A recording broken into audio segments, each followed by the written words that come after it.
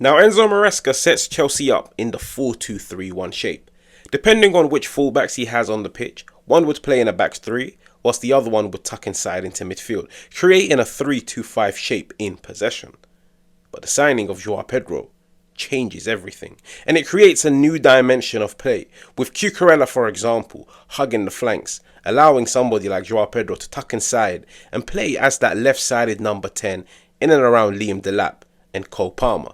And this is the exact reason why Chelsea have paid 50 million for Joao Pedro. Joao Pedro to Chelsea, it's a good deal for a good price, and it brings something different. It might sound strange to you guys, but don't look at Joao Pedro's output. Don't go and look at his goal catalogue. Ask yourself, why did Enzo Maresca want Joao Pedro in particular? And in my opinion, Joao Pedro brings him the one thing that he's always wanted: tactical fluidity. When it comes to Joao Pedro, look at the zones he occupies, look at the way he plays the game, and on top of everything, look at his profile, the things that he likes to do on the pitch, and ask yourself, is there somebody currently at Chelsea that does what Joao Pedro does? What Joao Pedro specialises in? Is there somebody at Chelsea at the moment that specialises in those things? And then ask yourself, how do these things work with the other players at Chelsea? Tactical fluidity is the main reason why, in my opinion, Chelsea have signed Joao Pedro.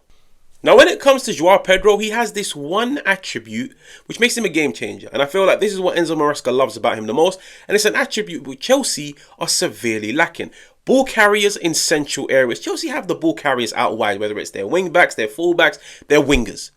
A ball carrier in the central area, besides Nicholas Jackson, who most likely looks like he's on his way out, Chelsea need themselves a player that can pick up the ball in that condensed, congested area and hurdle past challenges. But at the same time, when he gets into the final third, he's got an eye for a pass, he's got an eye for a goal. He's efficient, but he's effective on top of things. Joao Pedro is that guy. Even statistically, last season in the Premier League, he was one of the best ball carriers in the league. He's comfortable at dropping deep, connecting the dots, creating that central overload, which would be amazing for somebody like Enzo Maresca because it helps Chelsea play out of the back. But at the same time, he can take the ball on the half turn and carry it 30, 40 yards, progressing play to the more attacking players, getting it to them in the right areas, in the right space, at the right time.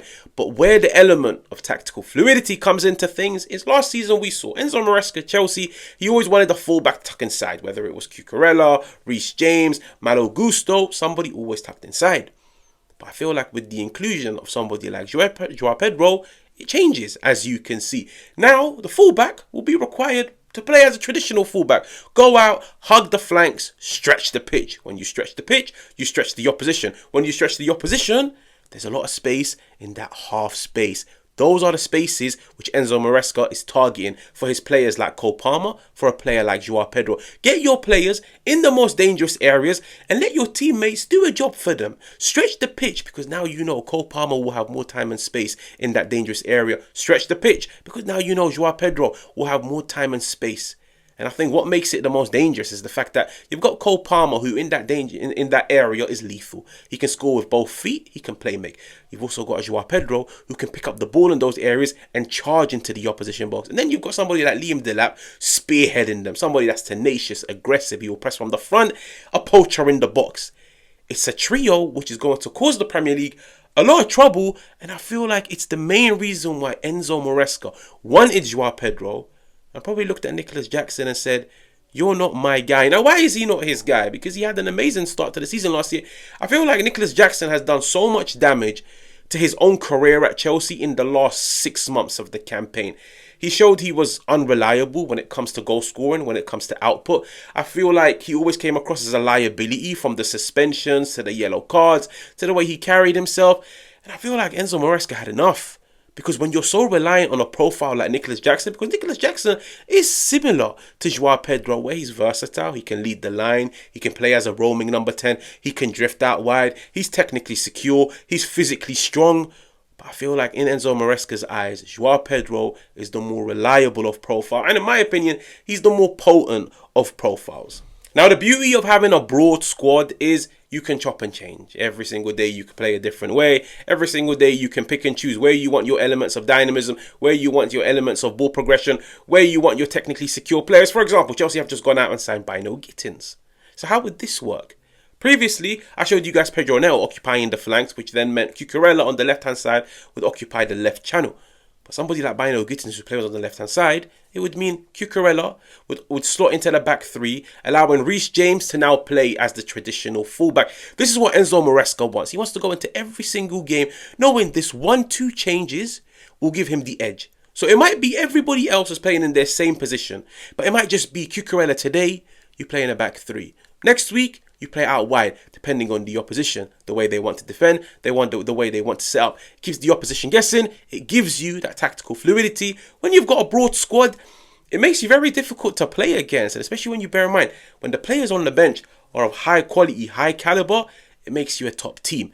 But then you could also look at somebody like Romeo Lavia. Because I do look at Enzo Fernandez and tell myself, if Chelsea were to go into this where Cucurella is now occupying the left flank, then you've got Pedro Neto with none of the fullbacks inverting. And then ahead of them is Joao Pedro, Cole Palmer, Liam Delap. Caicedo and Enzo Fernandez will have to work very, very, very hard in the centre of the field. And I look at Enzo Fernandez and tell myself, that's not really your strength, getting stuck in, winning your duels, up and down, up and down. Enzo Fernandez is no Caicedo, and Caicedo is no Enzo Fernandez. But this is where Chelsea have planned properly. They've gone and signed somebody like Romeo Lavia.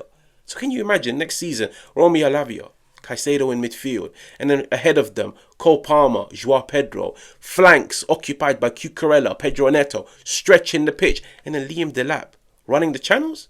It's a good team. It's a good team. It's fluid. It's tactical. So much dynamism, so much pace and power, so much technical security, ball carriers, ball strikers. This is what Enzo Maresca wants. Now, if you're new to Rondo Review, make sure to like, make sure to subscribe, and I will catch you guys on another one.